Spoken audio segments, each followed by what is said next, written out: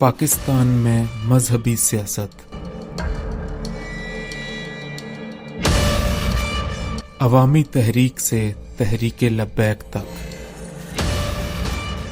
نظریے کی تبدیلی یا دوہرا معیار۔ السلام علیکم ناظرین۔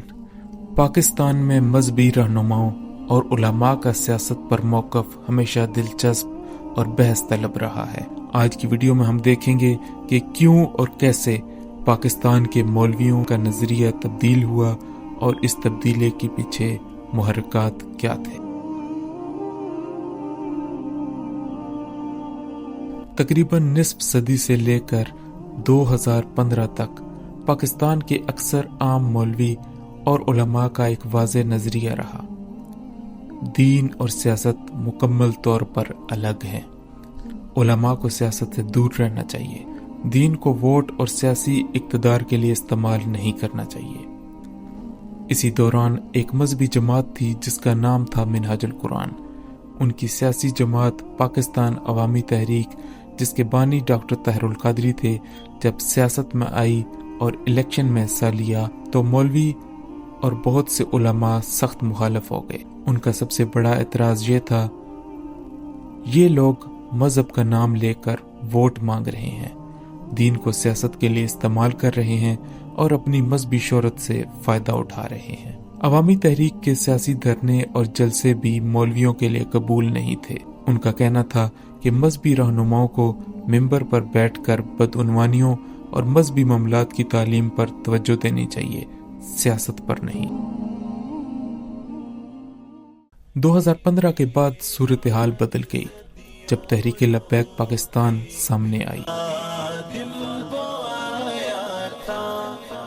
اس کے بانی علامہ خادم حسین رضوی نے ناموس رسالت کا نعرہ لگا کر اپنی مذہبی جماعت کو سیاست میں شامل کیا۔ اب وہ نہ صرف دھرنے دیتے بلکہ الیکشن میں بھی حصہ لیتے اور ملک کے سیاسی نظام پر اثر ڈالنے کی کوشش کرتے۔ اس وقت حیران کن بات یہ ہوئی کہ وہی عام مولوی جو پہلے عوامی تحریک کے خلاف تھے، اب تحریک لبیک کے ساتھ شامل ہو گئے۔ مذہبی رہنماؤں کو بھی سیاسی باغ سنبھالنا چاہیے اور ملک کے نظام کو چلانا چاہیے، یعنی وہ نظریہ جو پہلے غلط اور ناجائز سمجھا جاتا تھا اب جائز اور پسندیدہ ہو گیا۔ سوال یہ پیدا ہوتا ہے، اگر دین اور سیاست کو ملا کر عوامی تحریک نے پہلے غلط کیا تو اب وہی عمل تحریک لبیک کے لیے جائز کیوں ہے؟ یہ تبدیلی واضح کرتی ہے کہ مولویوں اور بہت سے علماء کا معیار مستقل نہیں، بلکہ مفادات، ذاتی پسندیدگی یا سیاسی اثر و رسوخ کے مطابق فیصلہ بدل جاتا ہے۔ پہلے عوامی تحریک کے خلاف، مذہب سیاست کے لیے نہیں، اب تحریک لبیک کے حق میں، دین کے تحفظ کے لیے سیاست ضروری ہے۔ یہ سلوگن تبدیلی کے فرق کو واضح کرتے ہیں اور عوامی شعور کے لیے سوالیہ نشان چھوڑتے ہیں۔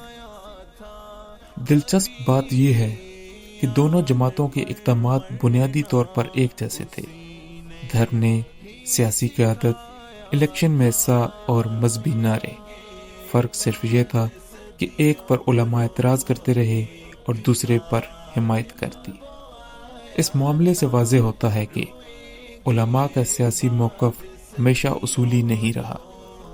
موقف میں تبدیلی زیادہ تر حالات، ذاتی پسندیدگی اور سیاسی مفادات سے متاثر ہوئی۔